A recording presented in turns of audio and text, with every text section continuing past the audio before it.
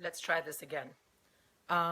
So, if you are a parent or a caregiver of a young child, please do not trust your kid or your children with other adults, even if they're family members that you might not normally want to associate yourself with.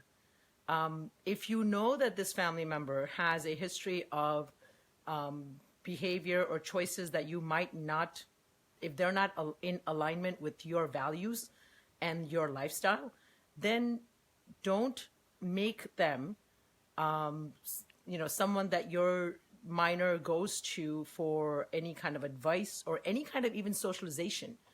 Being polite is overrated. I think as a parent, you owe it to your child first and foremost to be protective of them and to hell with being polite, because I can't tell you how many kids I hear about, and of course I get them when they're adults or if they're teenagers, that, their parents were too polite or they just were too naive to expose them to adults who were simply abusing them.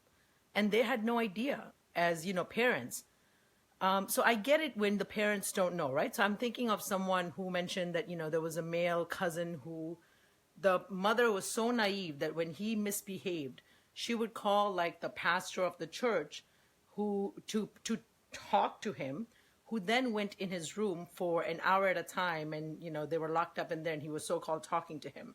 Well, years later, after the pastor died, it came out that he was actually had sexually molested not just this young kid who's now a grown man with God knows how many issues, but he had molested many, many, many other kids. Now, this just happens to be, a situation that's unfortunately a little more common than we like to hear when it comes to about, pastors. But that doesn't mean all pastors are bad. That's not what I'm saying. What I'm saying is use common sense, right? This mother clearly did not have the common sense. What does a grown man need to be doing in a room with a young child for an hour? I mean, and then there should be other telltale signs. But I'm thinking about something as simple as, if you have a cousin, if you have a, aunt, if you have a relative that has made bad choices, if they have a history of drug use, if they've done, some not so, if they're not so, I don't know, ethical in their choices in their personal life, don't make them the person that your child then goes and talks to for advice, right? So another example was someone came up and said, my daughter thought she might have been gay. So I let her talk to my cousin who is gay. Okay, well, it turns out, forget the fact that she's gay. Being gay has nothing to do with it, because, I have tons of gay friends and I love them. And they're good people, right? It has nothing to do with your sexuality. It's the other stuff that this person was. She was a drug addict in recovery. She was unhealthy. She had been in and out of jail. She had done a lot of, not so great. And she herself had been through traumatic experiences. So it's not about judgment. It's about protecting your own kid. So this person then let her daughter, who said I might be gay, talk to this aunt who, was talking to her about all kinds of weird stuff that had nothing to do with, exploring and talking about the sexuality. And my question to this woman was, why would you trust your daughter to talk to this woman who's not very stable to begin with? And the person sitting in my office is a wonderful mom. I mean, she should get like Supermom of the Year award, of the Lifetime award, because the stuff that this woman, does and has done for her kids who have a lot of chronic health issues, blah, blah, blah, whatever. The point is, this is a good, intelligent, honest mother, right? She's not like some flake. She's a good, intelligent, successful woman. And she sat there and she goes, I never thought of that. I said, why would you expose your child? Why would she be the one? Just because she's gay doesn't mean, she's qualified to answer that question. You could have taken her to, I don't know, somebody else. But besides that, it's take care of your kids. I hear so many times where, kids are left over. They send over, to go have sleepovers at, my aunt's house, and I see this a lot of times with, and honestly, race, your religion, your color of your skin, your class has absolutely nothing to do with any of these things that I'm talking about, because when it comes to sexual abuse, when it comes to domestic violence, they do not discriminate. They don't care. Those things happen regardless of who you are, where you live, what color you are, what religion you practice. That stuff happens just because it's people, right? And so, I hear a lot of this stuff about, I sent my younger kids over, it was like a 6-year-old and an 8-year-old brother sister team. They were sent over to go have a sleepover at their aunt's house. Well, they don't know what they're being exposed to at their aunt's house, and they didn't. These kids ended up being molested and abused. It's like, why would you do that? Invite and a lot of times I get it, especially in the West, us parents are so overworked. We need a break. So, right. So we are happy to have someone take the kids off our hands.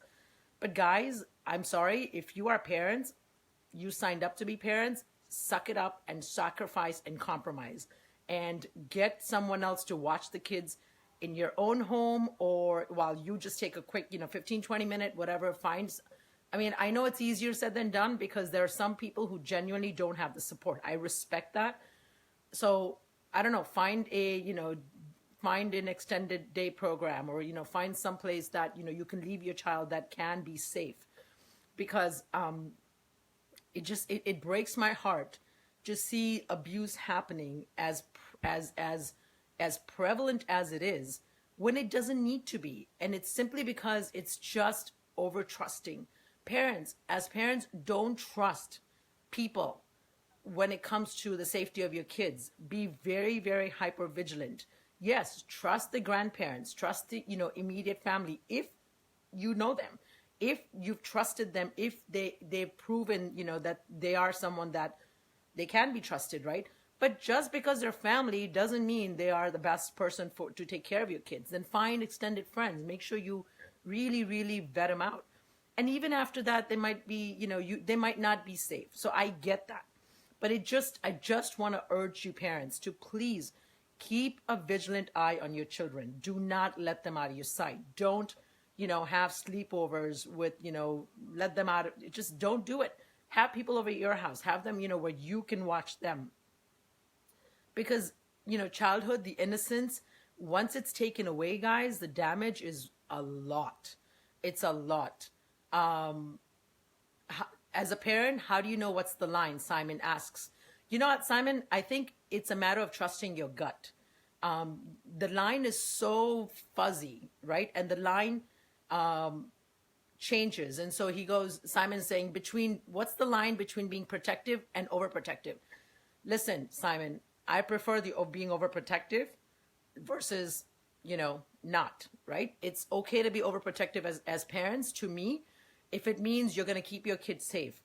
Over the last 10 years, 15 years, that, this whole internet thing has taken over, not so much the internet thing, but the social media, right? With Facebook being as prevalent. Then you've got, Snapchat and Instagram and this and that. And, there were kids coming up 10 years ago that grew up with my son who didn't have, Facebook, or didn't have, they didn't have social media, right? And their parents were, at that point, some of the parents were concerned, my kid is not social. And the other parents were like, no, I'm totally fine. My kid, I don't want my kid exposed to this stuff.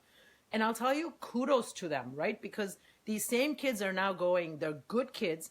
They weren't exposed to all the crap that these kids this generation is exposed to, thanks to the social media.